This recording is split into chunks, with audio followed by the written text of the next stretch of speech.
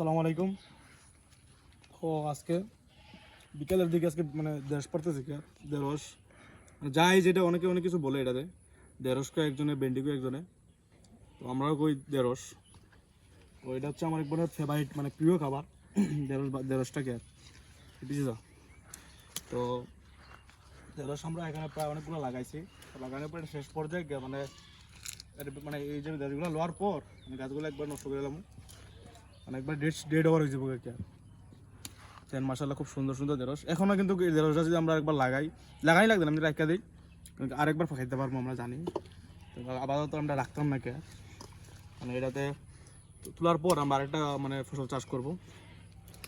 জি দেন সুন্দর সুন্দর ঢেঁড়স, আর ঢেঁড়স বাজি করে খাইলে বাজি করে এবং গরম ভাতের সাথে খাইলে খুব ভালো লাগে।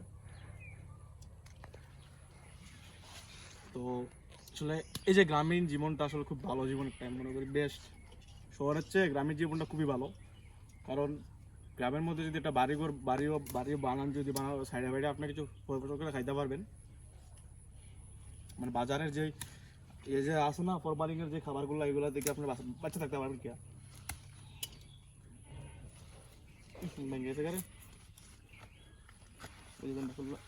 বড় সড়ো একটা তো বড় সড়ো একটা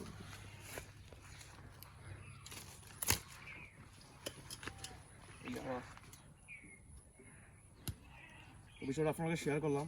বুঝলেন এর চেয়ে আরো বড় বড় কিন্তু আসলো, এই যে দেশগুলো এর চেয়ে আরো বড় আসলো।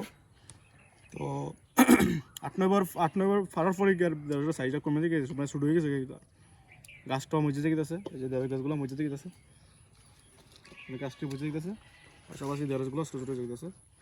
তো আমরা যদি বর্তমানে আরেকবার দেড় গাছগুলো রাখলে মনে করেন আরেকবার ফাইরা খাওয়া যাবে কি জায়গা, বর্তমানে আমরা রাখতাম না, একবার শেষ করলাম। গাছগুলো একবার সব সমান করলাম, তুলে আরেকটা ফসল চাষ করার সিদ্ধান্ত নিয়ে নিয়েছে অলরেডি। তো আর কি আপনারা সবাই দোয়া করেন। আসসালামু আলাইকুম।